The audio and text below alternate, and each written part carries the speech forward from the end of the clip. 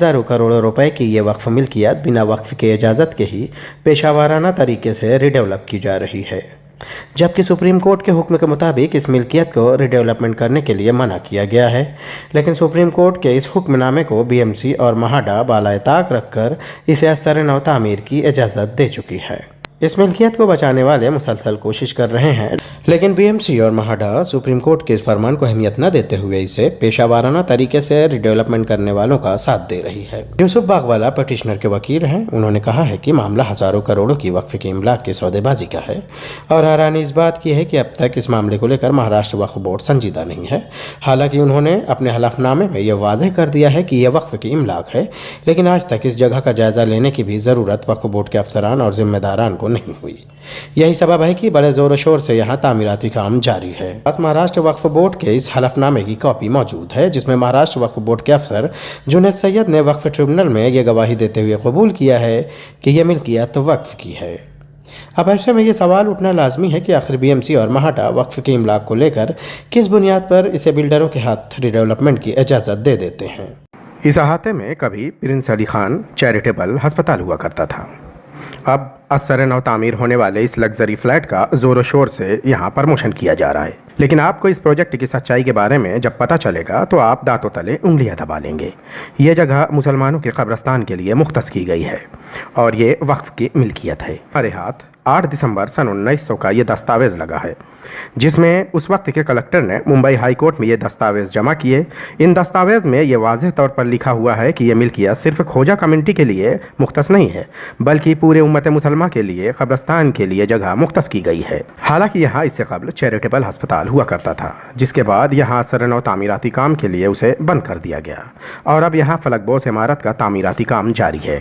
वक्फ की इस मिल्कियत, जिसका मकसद ये था कि इसे मुसलमानों की फलाह बहबूद के लिए इस्तेमाल किया जाए, लेकिन यहाँ ट्रस्ट के जिम्मेदारान ने इसे वक्फ की बिना इजाज़त के ही न सिर्फ सरन और तामीराती काम जारी किया, बल्कि यहाँ फलकबोस इमारत की तामीर करनी शुरू कर दी और इसे बड़े पैमाने पर फरोख्त करने का काम भी जारी है। जबकि सुप्रीम कोर्ट के हुक्म के मुताबिक इस मिल्कियत को रिडेवलपमेंट करने के लिए मना किया गया है, लेकिन सुप्रीम कोर्ट के इस हुक्मनामे को बीएमसी और महाडा ने बालाए ताक रखकर इसे असरन और तामीर करने की इजाज़त दे दी है। इस मिल्कियत को बचाने वाले मुसलसल कोशिश कर रहे हैं, लेकिन बीएमसी और महाडा ने सुप्रीम कोर्ट के फरमान को अहमियत न देते हुए इसे पेशावराना तरीके से रिडेवलपमेंट करके इसे बेच रहे हैं। हैरानी इस बात की है कि अब तक इस मामले को लेकर महाराष्ट्र वक्फ बोर्ड भी संजीदा नहीं है।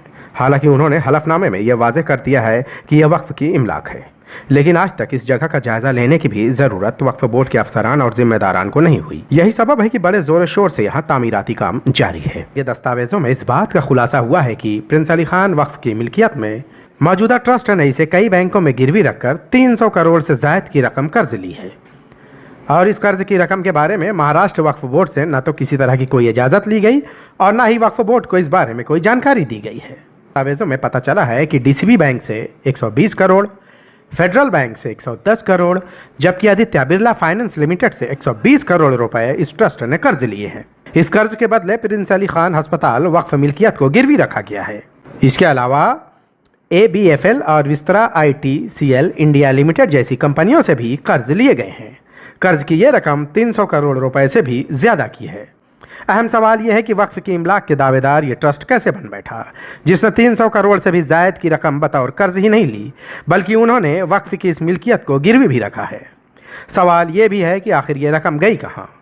सवाल ये भी है कि आखिर एक ट्रस्ट जिसके इख्तियार में वक्फ की ये मिल्कियत है, बावजूद इसके उन्होंने ना तो वक्फ बोर्ड से इजाज़त ली और ना ही वक्फ बोर्ड को इसकी जानकारी दी। हमने ये सवाल भी किया था कि महकमा बीएमसी और महाडा कैसे खामोश तमाशाई बने बैठे हैं। इससे अहम यह कि वक्फ की मिल्कियत पर महाराष्ट्र वक्फ बोर्ड पूरी तरह से खामोश तमाशाई बना बैठा है।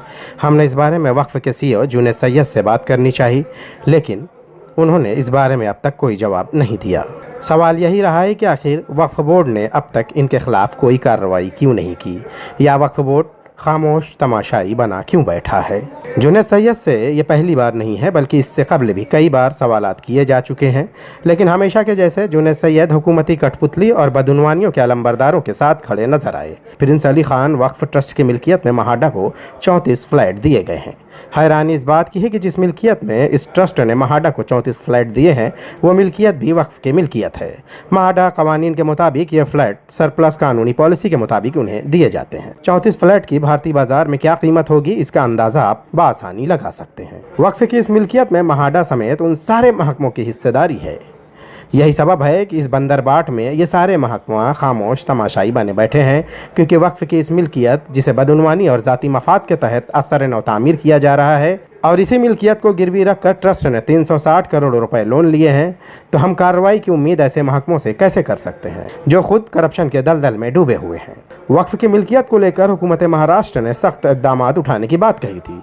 बड़े ज़ोर शोर से मुंबई में वक्फ बोर्ड के दफ्तर का इफ्तिताह किया गया, लेकिन हालात आज भी पहले के जैसे हैं। वक्फ माफिया वक्फ की इमलाक को बेखौफ होकर न सिर्फ फ़रोख्त कर रहे हैं बल्कि उसे इस्तेमाल भी कर रहे हैं। हमने इस बारे में वक्फ बोर्ड के ज़िम्मेदार जुनैद सैयद से कई बार बात करनी चाहिए, लेकिन हमेशा के जैसे उन्होंने बात करने से इनकार कर दिया।